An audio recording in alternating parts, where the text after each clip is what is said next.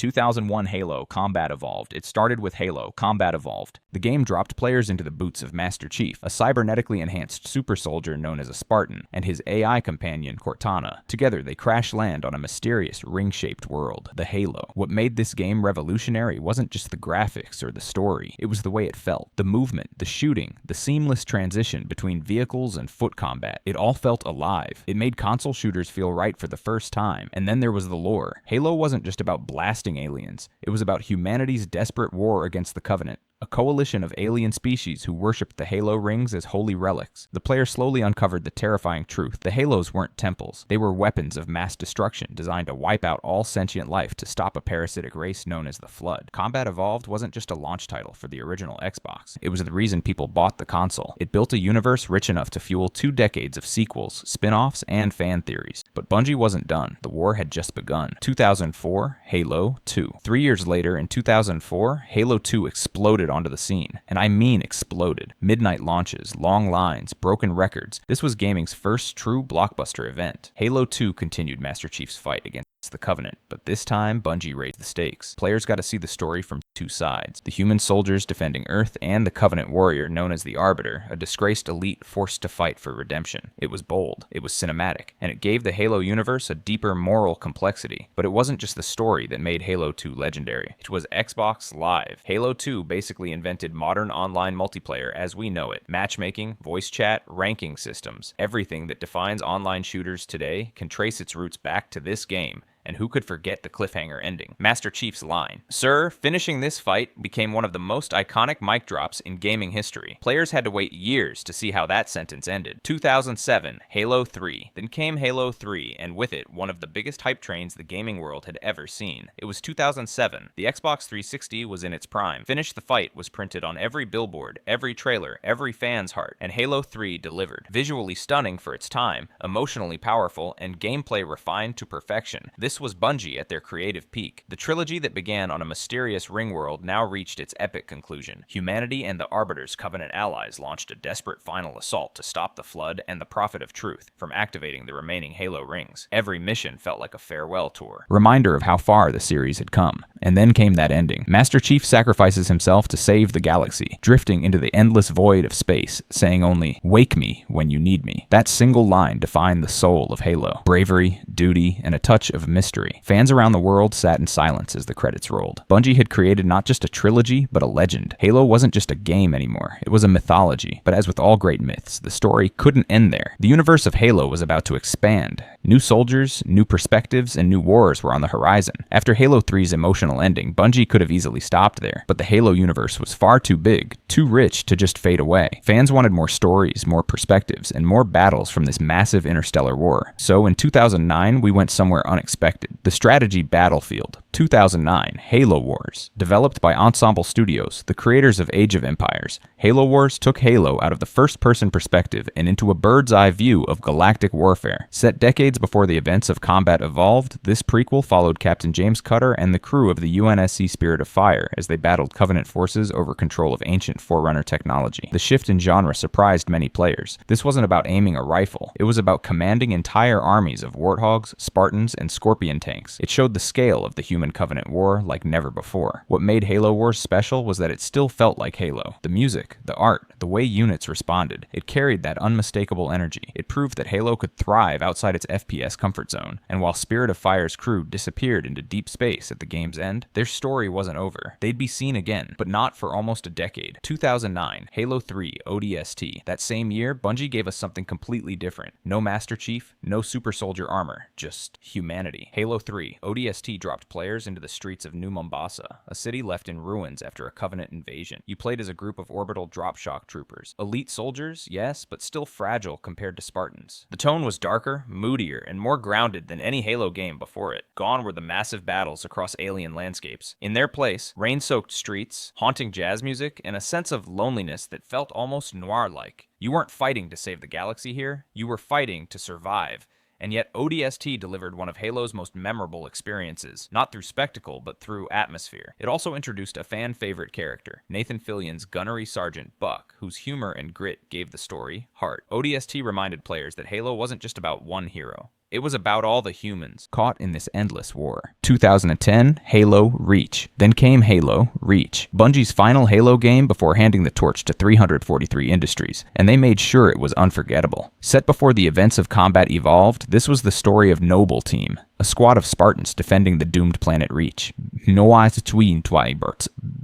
Humanity's last major stronghold before Earth. We all knew how it would end. The fall of Reach was one of the darkest moments in Halo lore, but that made the journey even more powerful. You played as Noble Six, the newest member of the team. Together you fought overwhelming Covenant forces, mission after mission, watching your comrades fall one by one. Every death hit harder than the last. Emil, Kat, Jorge, Carter. Each loss wasn't just a moment, it was a reminder of what Spartans were created for. Sacrifice. And when the final mission came, Reach didn't pull any punches. Your armor cracked, your shields failed, and the last thing you saw was an entire Covenant army closing in. You took as many of them with you as you could before you fell. The ending was simple, your helmet resting in the dust, but it said everything. Reach may have fallen, but because of their sacrifice, the events of Combat Evolved were even possible. Halo. Reach wasn't just a prequel, it was a goodbye letter. Bungie poured every ounce of emotion and craftsmanship they had into that game, and then walked away from the universe they built. Players around the world felt it. For many, that was the end of an era, the closing of one of gaming's most iconic trilogies, and the final salute to the studio that started it all. But Halo itself, it was far from over. A new studio, 343 Industries, would soon take the reins, and with it came the promise and challenge of continuing the legend. When Bungie said goodbye after Reach, fans were heartbroken but hopeful.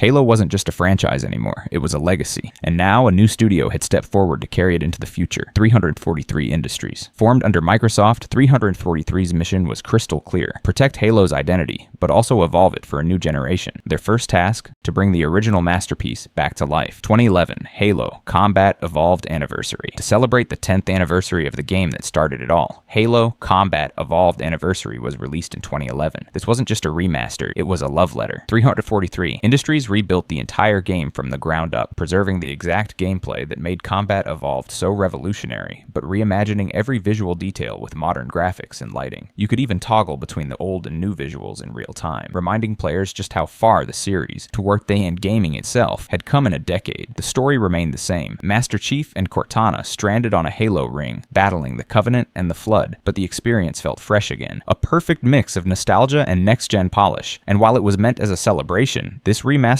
also served another purpose. It marked the official beginning of 343 Industries' Halo era. They'd honored the past. Now it was time to shape the future. 2012, Halo 4. When Halo 4 arrived in 2012, the tone immediately shifted. This wasn't just another Halo game, it was a new beginning for both Master Chief and 343 Industries. Set 4 years after the events of Halo 3, Chief awakes from cryosleep aboard the wreckage of the UNSC Forward Unto Dawn. Cortana is still with him, but something's wrong. Her AI system is deteriorating. She's dying. That emotional thread, Chief trying to save Cortana, became the heart of Halo 4's story, but the galaxy had changed. A new enemy had risen. The Prometheans, ancient warrior constructs of the long-dead Forerunners, led by the resurrected Didact, a being who saw humanity as unworthy inheritors of the galaxy. For the first time, Halo felt deeply personal. This wasn't just about humanity versus aliens, it was about a soldier and his closest companion facing mortality and destiny. 343 took bold risks with the art direction too. The armor, the weapons, the lighting, all sleeker, more modern, more cinematic. The soundtrack shifted from Marty O'Donnell's haunting chants to Neil Davidge's emotional electronic tones. Some fans missed Bungie's signature touch, but others saw Halo 4 as proof that 343 could tell a story with real emotional weight, and that final moment,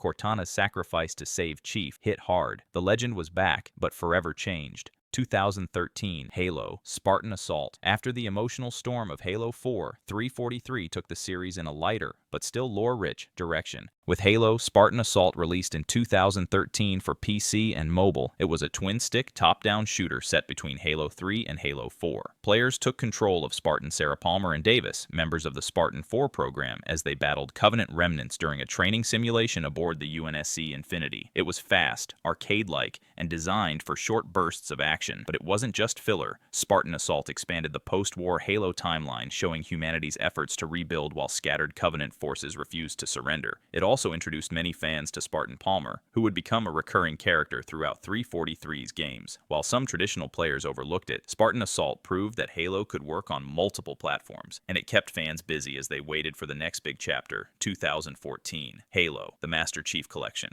coming up next. But before Halo's story could continue, it needed a true home, a definitive collection that would honor everything that came before. And in 2014, that's exactly what we got. By 2014, Halo had become much more than a game series.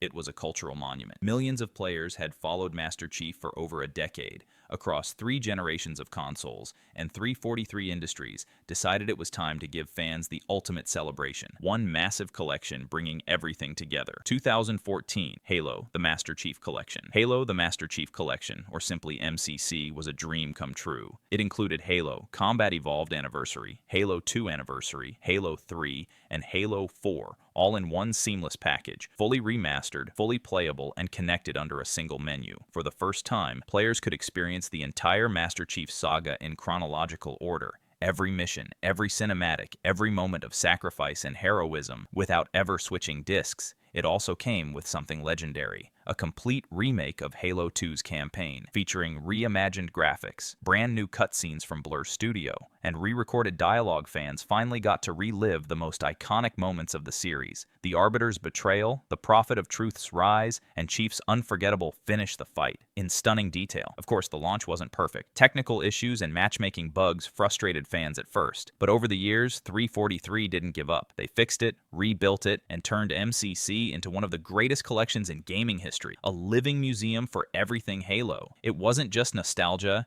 it was preservation, and with that, Halo was ready for its next evolution. 2015, Halo, Spartan Strike. The following year, 343 released Halo, Spartan Strike, a spiritual successor to Spartan Assault. It refined the same twin-stick gameplay formula, offering smoother combat, new vehicles, and better visuals. Set during the events of Halo 2 and partially in a simulation aboard the UNSC Infinity, players once again took on the role of Spartan operatives fighting off the Covenant and Promethean forces. While it was a smaller top-down spin-off, Spartan Strike expanded the Halo universe in small but meaningful ways, showing that even minor conflicts had importance in the grand scheme of this endless war. It wasn't a blockbuster, but it proved 343's willingness to explore different perspectives within Halo's lore. However, the true centerpiece of this era, the game fans had been waiting for, arrived later that same year, and it would prove to be one of the most divisive entries in the entire series. 2015, Halo 5 Guardians. Halo 5 Guardians was supposed to be the next big step, a new generation, a new console, a new story. But instead of focusing solely on Master Chief, Halo 5 split its narrative between 2 teams of Spartans: Blue Team, led by Chief, and Fire Team Osiris, led by the new protagonist, Spartan Jameson Locke. The premise was bold. Chief goes rogue after receiving mysterious visions from Cortana, who might still be alive. Locke is sent to bring him in. It sounded epic, it looked stunning, and mechanically, Halo 5 delivered some of the best gameplay the series had ever seen. Smooth movement, jetpacks, Spartan abilities, and large-scale battles that felt cinematic. But narratively, fans were divided. The marketing had promised a clash between 2 heroes, Chief versus Locke, but that conflict barely happened. Instead, the story pivoted into something much larger and more controversial: Cortana's return as a self-proclaimed godlike AI, determined to impose order on the galaxy through the power of ancient Forerunner Guardians. It was shocking, ambitious, and for many, confusing. Some loved the direction. Others felt it lost the emotional core that defined Halo. Still, there was no denying the scale of Halo 5's massive set pieces, gorgeous visuals, and a multiplayer mode that perfected the competitive formula with Warzone, a large-scale battle mode mixing PvP and PvE combat. Even if the story split the fanbase, Halo 5 Guardians showed that 343 was unafraid to take risks, to challenge what Halo could be in a modern era. But deep down, players wanted one thing: the Chief, the real Chief, the quiet soldier, the broken hero, the one who said, "Wake me when you need me." And after years of waiting, that call was finally answered. Halo 5 Guardians, 2015. Halo 5 shifted the focus to 2 playable squads: Blue Team led by Master Chief and Fire Team Osiris led by Spartan Locke. The story follows Locke's mission to capture the Chief, who goes AWOL after receiving a mysterious message from Cortana, who appears to have survived and now believes in enforcing universal peace through an ancient Forerunner system called the Guardians. The campaign ends with a divided Spartan force. and Cortana activating the Guardians to impose her rule across the galaxy, setting the stage for a massive rebellion against AI domination. Halo Infinite 2021. After years of anticipation, Halo Infinite brought Master Chief back into the spotlight. Set months after Cortana's rise, the UNSC has fallen apart, and a new alien faction, the Banished, now controls Zeta. Halo Chief awakens in deep space, saved by a stranded pilot known as Echo 216. Together with a new AI called The Weapon, he sets out to stop the Banished and uncover what happened to Cortana. Infinite is both a spiritual reboot and a continuation, bringing Halo back to its roots, freedom, exploration, and hope for humanity's survival. So if you thought Halo was intense, wait until you see how bad things get when the gates of hell open wide. If you are interested in the Doom universe, click on our next video.